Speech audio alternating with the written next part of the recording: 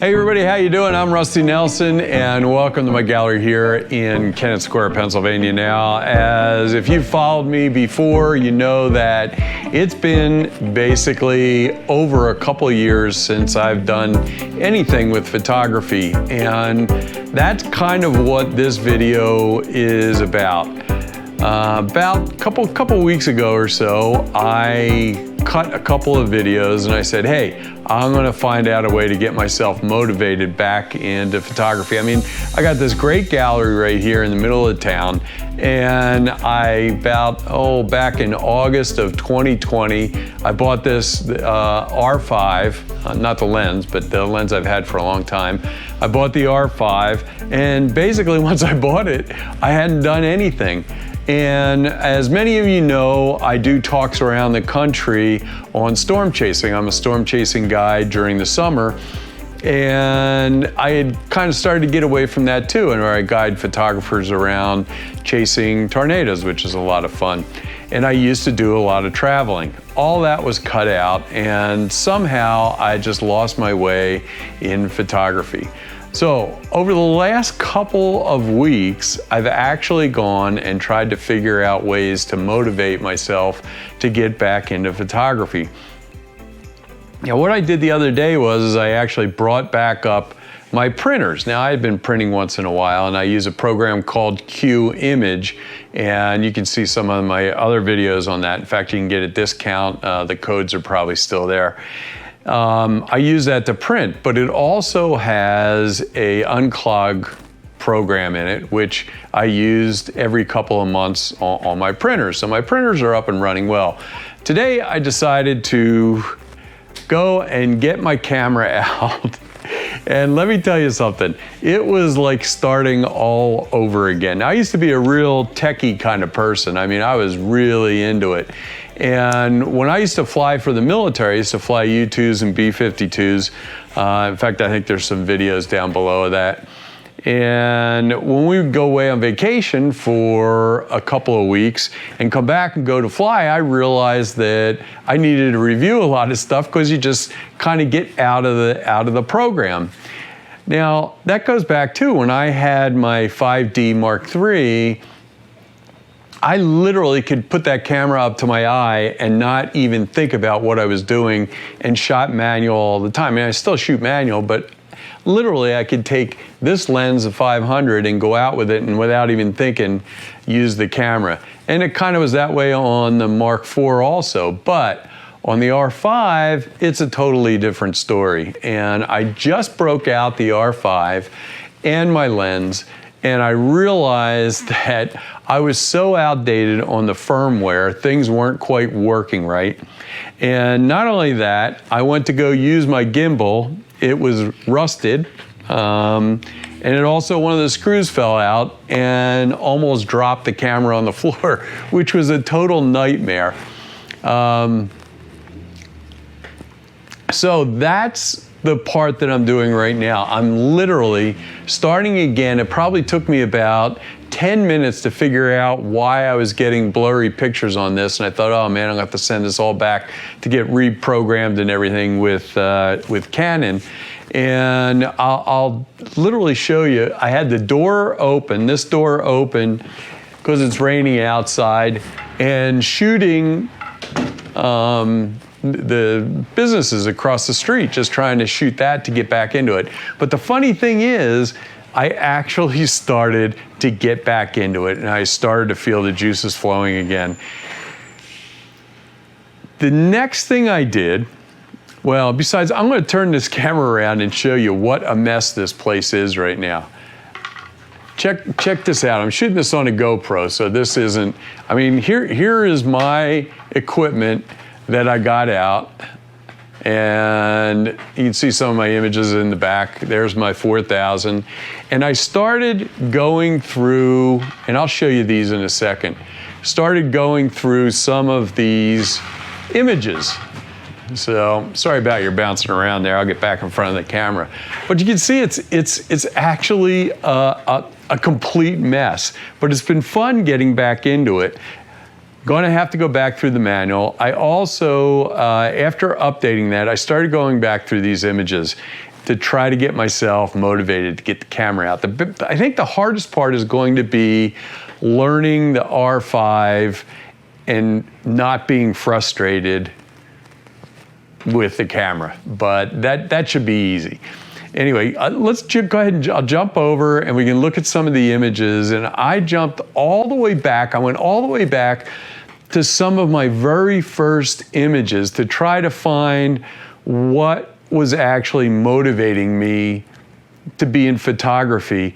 And if you've never done this, I mean, if you've never gone back, say you've been shooting for years, go back and actually start looking at some of your first photographs. And I think you'll be really surprised, because I was going back, and we'll jump over in a second, looking at these, and I'm going, what in the world was I thinking? Now, some of you know that I had a background I worked in Hollywood for a little bit, and I directed a TV show for Fox Sports Net called 54321. And that was a lot of fun, and it kind of taught me a lot. And that was before I actually got into photography. And then once I got into photography, you'll see some of those things carried over. But let's go ahead and jump over to the computer, and I'll show you some of these images. Here's a bunch of these images, and I had all my lenses out trying to go back and update all the firmware, and especially with these electronic shutters, I think it's even more important to make sure that your lenses are updated same time you update the firmware in your camera body, because I definitely noticed, without a doubt, when I shot right away on that 500, I shot a couple of samples, and then I went back and updated the camera, I updated the lenses, and without a doubt in my mind, those images were a lot better, the second set that I shot. So if you guys haven't done firmware updates in a while, I would highly suggest that you go back and do it. So that's a big thing that I learned. And anyway, let's have some fun, or I'm gonna have some fun. I'm gonna go back in and show you some of these images about what my first year or two was like shooting with a still camera. Here we go, back at the computer, and I'm going to kind of go through these, and I find it kind of humorous going back, but I would highly suggest that if you have something you've been shooting for a while, go back and go through some of your old images, and you may be surprised. You may even find some things that you like and want to go back and do or recreate, or actually realize that your editing skills have gotten a lot better, and you might see something that you never thought of before. But let's go ahead and jump over to the pictures real quick and see where we're going with this. All right, here we go. This is actually, how I got started in still photography. I was on the set of that show I was talking about, and set photographer came up to me and said, I'm surprised that you do not do still photography. And I said, well, why would I want to do still photography? Because I'm shooting video here, and, I can tell a whole story with this. And he kind of looked at me, and this is what got me. And he said, yeah, try telling the whole story with one image. And when I heard that, something clicked inside of me, and that's what sent me on my journey with still photography. I went out and I learned how to use Lightroom and Photoshop even before I got a camera, which was the 5D Mark III was my first camera, because I had borrowed somebody else's before that. And I'll never forget, I got it in the box and it sat there for a while. And then I went out and I finally read the directions. And I lived down in Marina del Rey, so that's in California, right near the beach. And I thought, I'll go out and take my brand new camera that I had played with in the living room, and I'll start shooting things on the beach. And that's actually what I did. And I took the camera down, and I can remember plain as day sitting there with this image and thinking, this will be cool. I'll show it. And I have no idea what I was thinking. I'll shoot this lifeguard truck. and I jumped down onto the beach and shot it. Now, what in the world I was thinking here, I have absolutely no idea, because for some reason, I shoved thought I was shooting a magazine where there was going to be magazine copy or something. I have no idea. But obviously something stuck in my head about moving the subject way over to one side. Why, I have no idea. Now, that night, literally that night, I took the camera out and I shot. Unfortunately, this is Mel, great guy, and I was at a party and shot Mel. And I can remember looking at this and thinking, oh boy, you did such a great job at this. Not so much. But if you notice, I was kind of heavy-handed with a vignette on the outside. And yes, I did actually, after about 6 torturous hours, figure out how to put the moon up there in Photoshop. Then I went out and kind of started traveling around a little bit, and I went down south of Marina del Rey, and for some reason, I was fixated on shooting these military vehicles, and absolutely nothing creative about it, just a picture of a military vehicle. And then I went down, and I think this is probably one of my first more creative, unfortunately, very heavy-handed with the vignette, but I can still remember the thrill of coming back and looking at this image and going, this is so cool the way I caught this guy flying through the air with his skateboard. And the next one was another party where I shot a dog, obviously still extremely heavy on the vignette, but I started to notice that if I kept the subject off center, whatever it was, and gave them something to look into, it kind of created a nice image. And then one of the nights when I was sitting there doing nothing, I had a flashlight in my hand, and I came up with this idea. I had heard about light painting.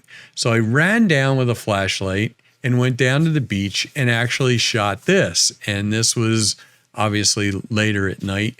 And I remember how much of a blast I had doing this. So this is one thing that stuck in my head. And by doing light painting, I actually started to learn a lot about lighting. And I did more and more of it at the time. Then I went out and I started shooting. And you can kind of tell that I'm getting a little creative. But my whole concept of lighting and everything else just absolutely sucked. But I tried to make things a little more interesting.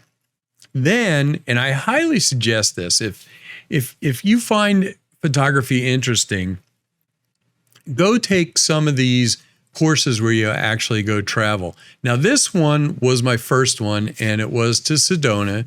And I went out a couple of days early and started shooting some stuff, because this was actually a course on portrait photography by using flash. And I remember looking at Joe McNally and Joel Grimes, and thinking, God, these guys use these flashes. And I really have a big interest in these flashes. And I can actually I can remember standing out in the water taking this shot and thinking this will be really cool. No concept of the contrast between these two areas. And then I got to shoot my first model.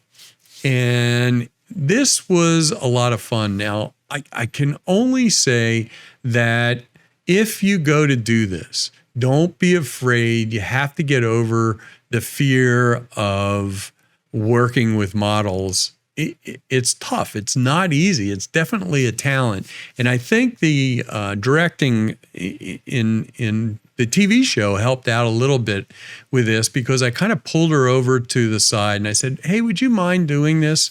Is that okay?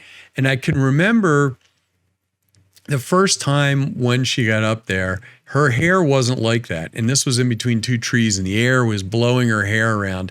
And I can remember the first time I went to reach to her, and I remembered something in the back of my head: ask permission before you touch her. And so whatever you do, if you're going to work with models, always ask because I did actually have a few say, no, please don't touch me. And that's okay. This woman was absolutely one of the best people to work with. All she cared about was trying to get a good shot, and I was brand new. So I started to ask her to do a bunch of things, and she actually laid down in the water. Now, this was one of the shots that I started to learn a lot about, and this was actually a Canon. This was a Canon trip that I went on. So if you get to do one of these, they're a lot of fun, but you kind of have to take an active role in what you want to learn. And this is when I learned what just a handheld flash can do. So lighting up the hair. And these things started to stick through my head. You can see in this one also, kind of banging the light off. There's actually somebody back there holding a flash, an off-camera flash in their hands. And then I took another class when I came back to LA and started working with studio lighting, which was a lot of fun, and trying to get a little more creative. And the whole thing with the hair, I'm not saying these are great. You have to remember, this is probably all within a 6-month period.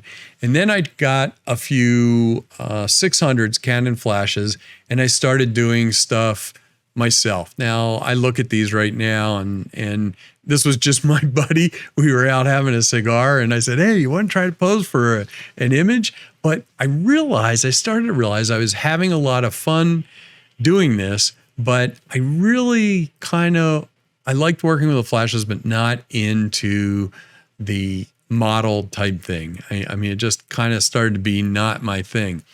Then I started getting into, I'll say, trick photography. And this is actually, a lot of people go, well, what was that? And this was inside of a fish tank. And this image is actually upside down. So what I was doing was throwing a small little pumpkin into the water, but I was also working with flashes. So I had strobes on either side of the fish tank. And during this time, my kitchen became totally flooded with water all over the place, but I didn't care. It kind of looked like my studio does right now here. And I'm pretty much of a neat guy, but I had a lot of fun with this. And this isn't Photoshop. This is actually real. I went and took these two fruits and kind of put them together. And then I started to work with Photoshop and had a little fun. You can see there's a bunch of cracks in here that I laid over there. Then I went to the aquarium, and this is probably all in less than a year. And I realized that I started really enjoying going on trips. And that was I think what was the fun part was the camera was kind of taking me on adventures, and that made it a lot of fun. So these were just shots from the aquarium. I had a lot of fun. And then I came up with this brilliant idea that I was going to take a long trip, and I was going to go to the bristlecone forest. And that's when I started doing, I don't want to say it was abstract, but a little bit different things. And I went up there and I shot this image. Now, let me tell you, this is a special image to me. When I get asked to do these talks around the country on storm chasing and photography, a lot of times I'll be asked to critique images. And I generally don't like doing it anymore because critiquing images and then talking to people about a subject doesn't always work out all that way. Sorry if you can hear the trucks going by. But this image was the first big trip that I took. And this was probably 6 months into photography. And I remember when I took this, I started to get more into developing. And if you look at this, and this was an image that was put up for competition, pretty much hideous. But this is the first image that I ever printed. I sent out to, I'm not going to say who, one of the labs, and had them printed on foil paper. And it was about this big. And I still have it hung up in my house today because I believe that it reminds me of where I came from. And I also learned that I could turn the gray sky blue with a couple of flicks on Photoshop and Lightroom. But don't think this was, but it was another thing that I was realizing, that it's fun traveling. And so this is up at Mono Lake. This was my first pano that I really did. And I started kind of going back and doing old property. And I realized that this was a lot of fun. But I realized this is when the foreground thing. Now, I didn't quite understand depth of field all that well. And it looked clear in the camera, but as you can tell, depth of field was kind of out to lunch. But I was trying. And then I went up to Bodie and tried different camera angles and stuff like that. But I really started enjoying the trips. I really did, where the camera was taking me. And I was trying to experiment with the camera and looking at things at different angles and close up. Now, let me tell you something. This is one of the things that started catching me. Something I never felt like I completed this. Kind of doing, I don't want to say it's abstract, but just kind of taking smaller pieces. And I never got to that. So you'll hear about this at the end. And then I kind of started doing, I don't want to call it street photography because these were reenactors and I was having a lot of fun doing these guys, but I was also starting to learn to see with a camera a little bit different and taking people and myself where you normally wouldn't go and things you wouldn't see. Night photography also I still found thrilling. And then I started to get technical. And I started to do a lot with the technical end and lenses and color. And these are friends of mine. And started to learn about all the technical parts and the intricacies of color. And then macro started coming in. This is a orchid or whatever. It was like 10 o'clock at night. I ran down to Home Depot, got this plant, and spent till 4 o'clock in the morning playing around with this. And then started playing around with color and stuff like that in Photoshop. And this is like one of the very few images I ever took of somebody else's artwork. So this was on the side of a building, and I started wandering around the streets. And I realized I didn't like that. And then I took my first trip up to Death Valley. And this was actually another course that I took. And I had a lot of fun with this. And I realized that landscape and this type of photography was not easy. But I was still having a lot of fun and I was enjoying the travel. This was, I feel like I'm jumping back to the old, the lifeguard, one of my first pictures. Why I had this obsession about moving things that far off center, I have no idea. But I had this one printed, and then I had a buddy, somebody that knew a lot about black and white, print this one. And I kept getting into the technical thing. Now I'm going to tell you a story about this. I took about 5 images, and this will tell you something about printing. I took about 5 images. I sent them, each one of them, out to a different printer. Your labs, your commercial labs that are out there, including like to Costco and all of them, all the major labs you can think of I was trying. And I sent these images out there and I wrote notes on exactly what I sent them.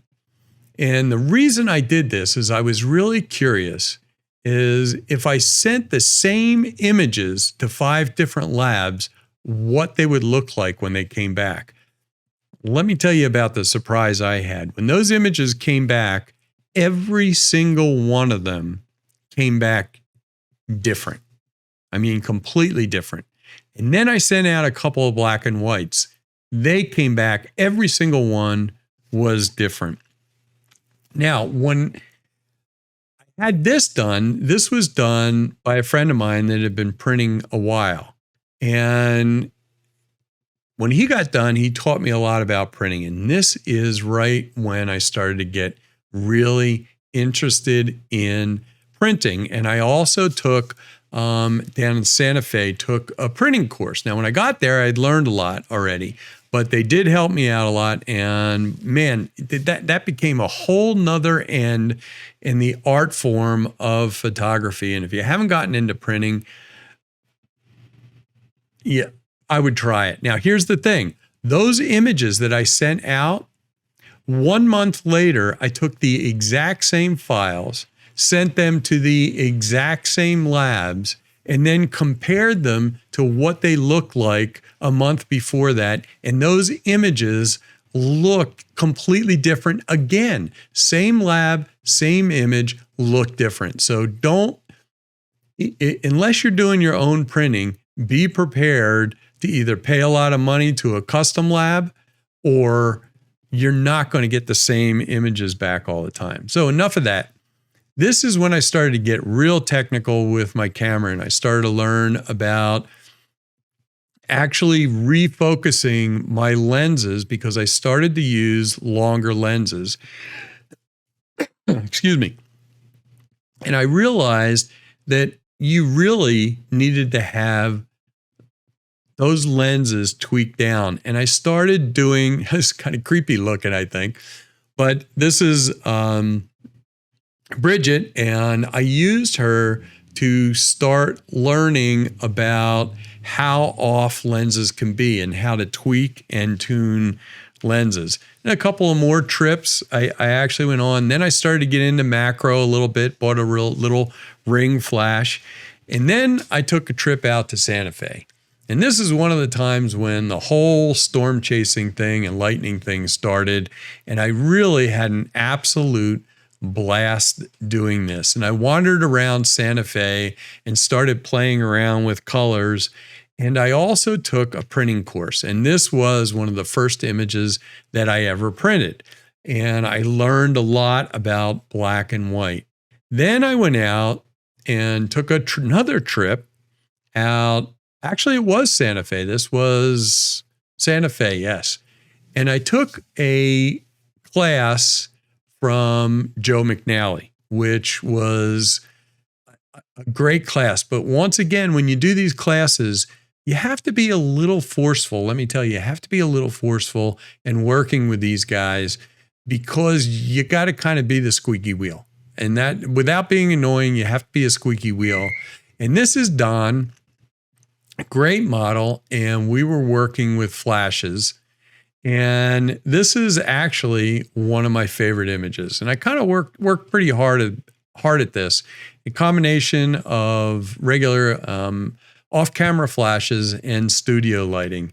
And this was a good course. And these aren't the greatest pictures in the world, but I did learn a lot about photography in these courses and studio lighting. And then we went outside and shot outside, and that was a blast. And then I went back and started doing some light painting again, and really had a blast with this, and layering in with Photoshop.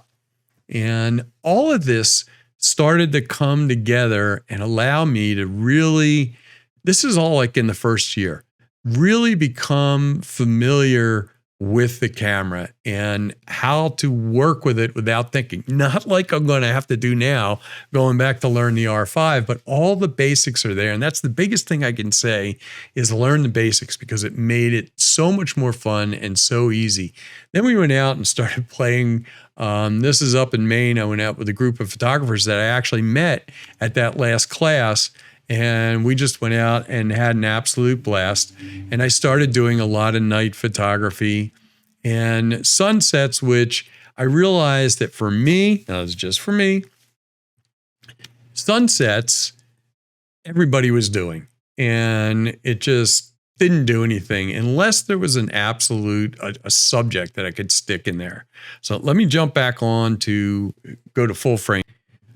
All right, here I am. So if you've hung around this long, thanks a lot. But that's actually what I've done. I printed an image to kind of get my lips wet.